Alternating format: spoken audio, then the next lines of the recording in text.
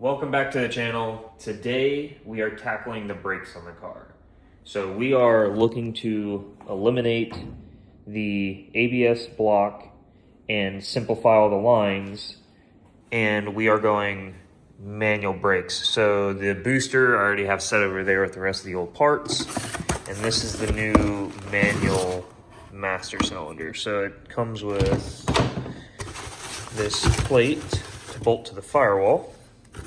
So we'll bolt that to the firewall, bolt the new master to the plate, and it'll be set in the car. And then, so these lines, the rears actually come out over here. And so we're gonna go direct from the master port directly into those lines rather than running them all the way forward and all the way back and all that stuff. Because we're eliminating this. That being said, the fronts come out here. So I'm going to, instead of running them, up into this corner and then back, I'm just gonna take them and bend them back, trying to use as much of the factory line as possible. And then I got some new line and a flaring kit. I already have one of these at work, but I wanted one for the house. And then this tool is supposed to help you bend the lines just to make them cleaner bends. So we'll see how well that works. But yeah, so first thing to do though is remove the factory master and these lines and the ABS block. So I'm gonna get going on that portion of it. Well, we got all the old out, so ABS block, the lines that run down here, and we literally just took it out as one big unit. So all I had to do is disconnect the front lines to the ABS block and then disconnect the lines underneath the or in the driver's fender well. So got those undone, and next I'm gonna go ahead get the adapter plate for the manual brake master mounted to the firewall, and then mount the master to that bracket, and then we'll start messing with lines. So that last clip was obviously a joke, because that's not how you do this at all. You actually you attach the master to the adapter plate, and then the plate bolts to the firewall. And that is a pain in the ass, I tell you what, because, well, by yourself, because these aren't studs, they're bolts. So you have to hold this side while, messing with this side that's way up in there. And then the rod is a little long, like it's probably gonna be fine. But like I had to remove the bracket for the brake switch there because there's so much, like, not really preload, it's a little bit long. At least I almost had to like break the seal on the master cylinder. Like it was just like stuck in a way, but pushed in a little bit with the pedal and it's fine now. So anyway, it was a bit of a pain, but we're ready to make lines. So we're gonna bend these lines back down the frame rail here, and then make a union here, some sort of T, to then go straight up into the master. So, because they just run from there up to here. So that'll be a pretty short run. And then these will be bent down, get them as close to the frame rail or strut tower on top of the frame rail here, and then a short run to the master with a T there, of course, to link those two. Nice little halfway point here. And so got these all bent down and teed. So I had to remove the factory fittings. They're too big for the 3/16 tees. So anyway, put some tees on that I had, and then made this little run here. Kind of just ran it along the frame rail and then bent it up and over. Have a little bit extra than what I need, but I'm okay with it. I'm not building the car for SEMA, I'm building it for functionality, and I think it looks all right. I think it's fine. Gives you some room to mess with and work on. So anyway, next, after some food, because I'm hungry, I need to get these lines in. I already bent that one a little bit and was messing with it, and those fittings are also wrong for the 3/16 tees, so I've got to switch those fittings out as well. So yeah, anyway, time to do that run. I got the T all set up on the rear lines, but I made a slight miscalculation and forgot to order the proportioning valve for the rear. So it'll be here tomorrow. So I'll be getting to that tomorrow. But for this weekend, there's actually another thing that I really wanted to knock out, and I'll just show you over here. It is in here. There's one item. Nice catch. Go me. It's hard to get in the frame. It's a this lower radiator support, core support, whatever you want to call it. I got the BMR tubular one. How do I, hold on. I'm trying to manipulate this thing here. Here we go. Okay. Yeah, so it's what the radiator sits on. Now, I didn't really need to do this, but it is a little lighter than factory, and it provides more clearance for, say, intercooler piping and exhaust and all that stuff. Plus it matches. The other giant box over there is the K member. So that big subframe looking thing right there where the motor mounts and the steering rack all mount up to, and control arms and all that, that's also getting switched out with a BMR tubular one. So we're gonna do the easy, I say easy one. We're gonna do this one first, get that knocked out, and then we'll do that one. So we'll see how this goes. Got the old one out, and that's how they compare to each other. So definitely some more clearance. I'd say maybe 3 pounds lighter. It's not a whole lot lighter, but definitely looks a lot better. So anyway, time to go back in the car. Man, so much room. Anyway, back together. Got it all installed. Sway bars hooked back up. And the more I look at this, so the new bar doesn't have a spot for this brake line, and there's so much more clearance over here that there's no need for all this. And man, I really didn't want to make another new line, but I think I'm gonna make another new line just because, one, for like intercooler piping and such, if it comes up through here, it would be nice to have clearance, and this just looks like, well, it looks like crap. And I'm here, I might as well.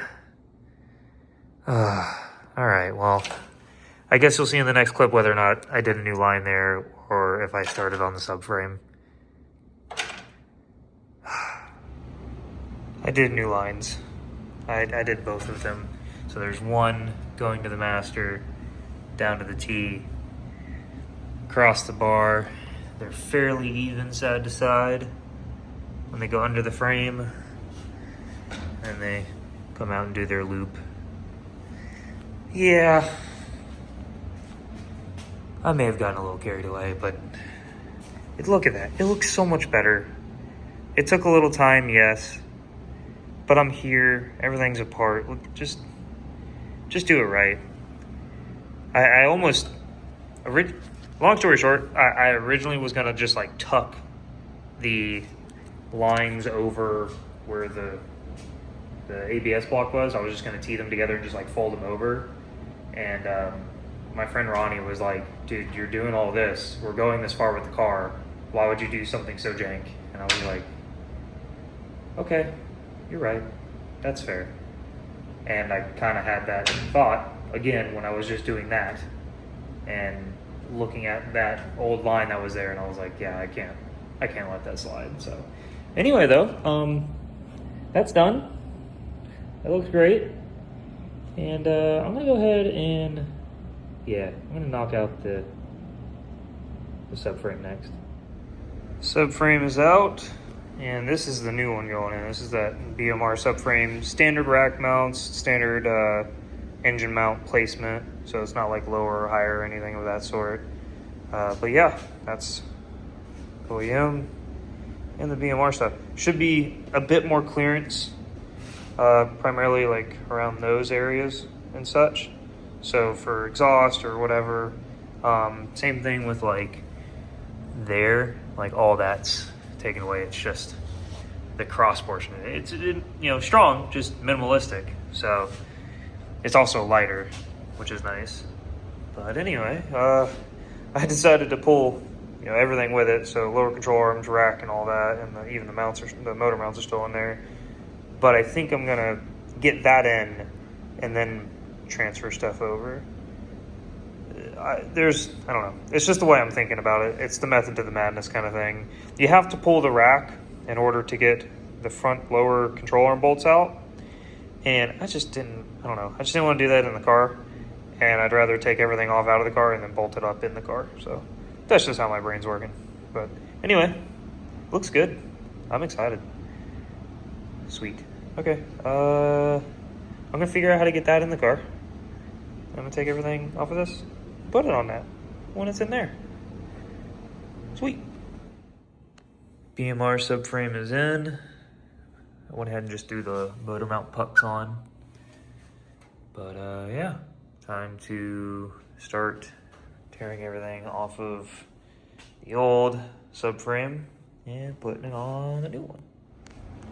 I got the arms, the rack, everything is back in place, column back on, and man, the clearance is crazy. The big change for me, I mean, there's a lot of clearance everywhere, but the biggest thing for me is on the stock subframe. This nut is so hard to try to get anything on it, to try to actually like tighten it and put some real effort into it.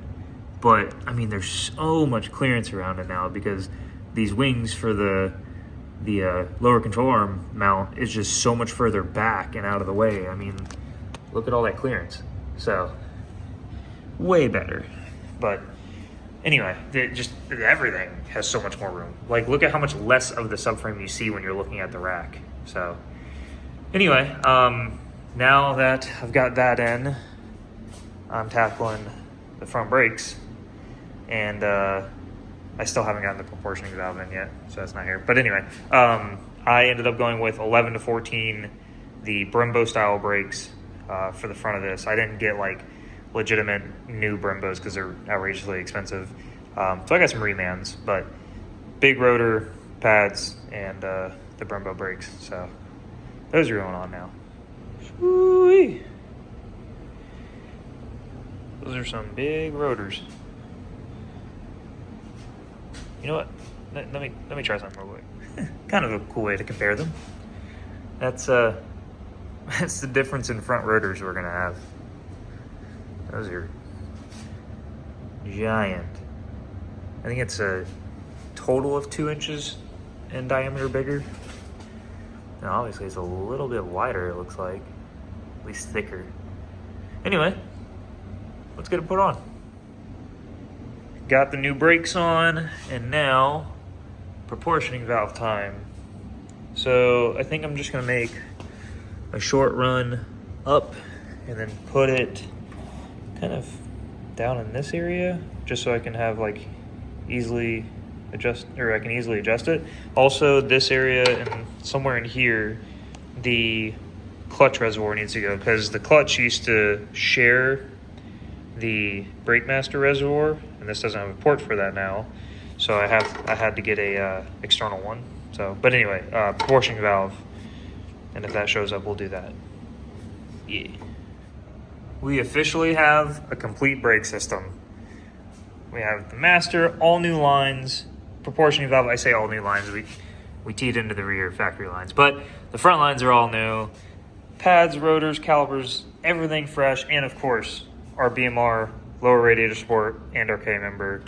And I tell you what, it's awesome to see this car with so many new things on it. It's been the same for a while, but awesome to see it with all fresh stuff. And you might think, oh, car's going back together. It's got all these fresh parts on it.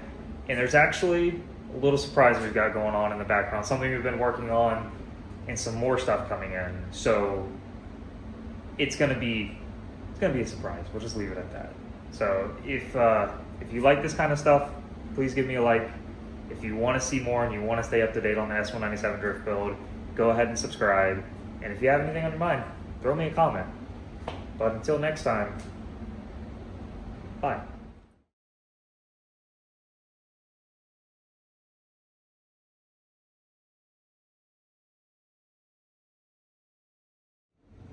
Okay, so I may have shot that outro before I bled the brakes, and the T that I had here just was not cutting it. I could not for the life of me get it to seal, and on the factory line side, like when I reflared the factory lines, it has that coating on it, and I could not, it's really hard to strip the coating off of it, and I was using it as an excuse to just not, like I just didn't want to run all new lines to the rear. So I ran all new lines to the rear. So I've got a single line now coming from the proportion valve out through the bottom. It runs along the side, and then I now have a T here, and all new line that runs over to the passenger side and the driver's side here. So yeah, there you can see all fresh line. Just one though, instead of two. So anyway, yep. So, okay, now I'm out. Goodbye.